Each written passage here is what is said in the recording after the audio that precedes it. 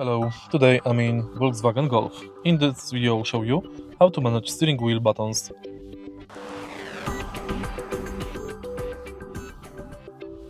In the beginning, take a look at the left side of the steering wheel. Right here we've got the panel thanks to which we can activate cruise control and speed limiter. We can manage the cruise control and speed limiter. We can change distance from the following car.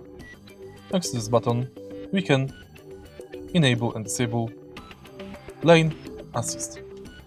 Thanks to these buttons, we can change volume of the radio, and on the right side, we've got the panel thanks to which we can navigate through instrument cluster.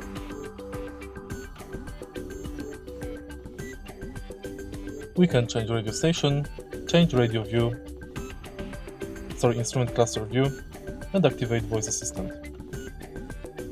And that's basically it. If you find this video helpful, please leave like, comment, and subscribe.